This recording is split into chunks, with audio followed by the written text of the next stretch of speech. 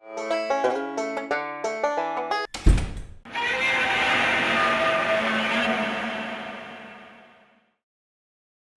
everybody, Yankee here. Today I want to take some time and discuss a topic that came up during my live chat today about how the Supreme Court just refused to hear a challenge to Hawaii's gun laws, their anti-carry gun laws, their unconstitutional gun laws. And a lot of people are representing this as, the Supreme Court sides with Hawaii. They support their spirit of aloha defense. And the articles that are saying that, like in the Daily Caller, are full of crap. That's not what happened whatsoever. So I wanted to come on here today and ease some of the hysteria that some people are having over the Supreme Court turned on us on this one. No, they didn't. Here's what happened with this ruling and with this case, just in case you're not familiar with it.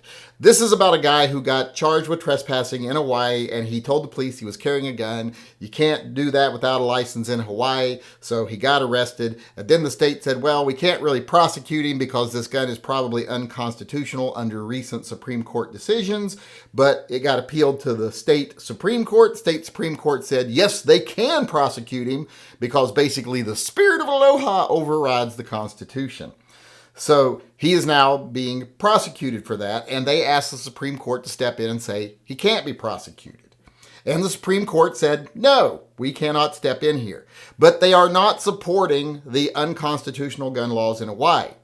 What even the justices like Alito and Thomas, they chimed in and said, no, we shouldn't hear this because it's not the proper case nor the proper time. Meaning that it hasn't gone through the actual process it should go through. And even if it did, this case wouldn't solve anything. Since this case is just about whether this one person can be prosecuted, even if the Supreme Court overturned it, it would not take away the state's law. It wouldn't change the state law. Remember, they are limited to dealing with what the case is regarding, technically and legally. So they can't say, well, because you're challenging on this ground, we're going to go ahead and make this ruling on something that's much broader and totally unrelated. They can't do that. So Thomas even said, this is not the right case. This case is too narrow. It would not allow us to say all the citizens of Hawaii have a right to carry a firearm, because that's not what the case is about. Plus, I agree that the Supreme Court shouldn't step in here. And this is going to anger some people. But I often think that if it's a state case, it should go through state courts, the state Supreme Court, the circuit courts, and then go to the Supreme Court. Because the Supreme Court is a branch of the federal government. And when the Supreme Court steps in too early in cases where no one's in immediate danger, it is like the federal government is stepping on state rights. Even when it's a case where I think the state is totally wrong, like in Hawaii, and their Second Amendment rules, their draconian garbage they throw at the Second Amendment over there. Even though I think they're wrong, I think that there should be a process before the federal government steps into a state issue. And that's kind of what the Supreme Court said. It hasn't gone through the due process yet. It hasn't come to them through the proper channels. And often I think the Supreme Court doesn't want to seem like, hey, we're ruling with an iron thumb from on high and we're getting involved in every state issue before it's even our business. And like I said, I agree with that. I agree that the Supreme Court, being a branch of the federal government, shouldn't be stepping in on cases when they're still at the state level. It should have to go beyond that. Unless it's a law that is, damaging people immediately. Like if Hawaii said, we're going to round up everyone that has guns and put them in prison. Well, then, yeah, the Supreme Court can step in because there's people in immediate danger. In this case, it's one person that's in immediate danger. And in that case can even still be appealed through the channels to the Supreme Court to get him out of danger. But even if the Supreme Court, like I said, stepped in, they wouldn't be saving everybody. They'd just be saving this one guy from being prosecuted. It would not prevent the court from doing other things with their really bad laws. So there's multiple reasons here why the Supreme Court denied this petition to hear this argument.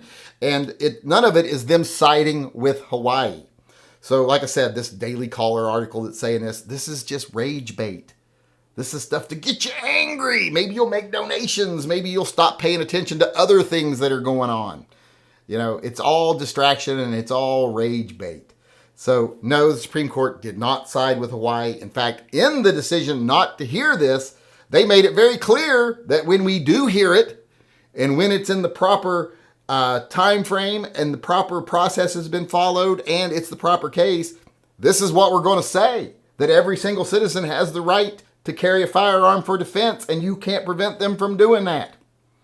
They made that pretty clear. So like I said, don't fall for the rage bait. Don't fall for the distractions. I know there's going to be a lot of channels that are like, oh, the Supreme Court sided with Hawaii. No, they didn't. And if anyone does that, if they make a video like that, go in and challenge them. Say, hey, seems like to me you're just stirring the pot and making people angry and distracting them from real issues when nothing's really happening like you're saying what's happening, or the way you say it's happening.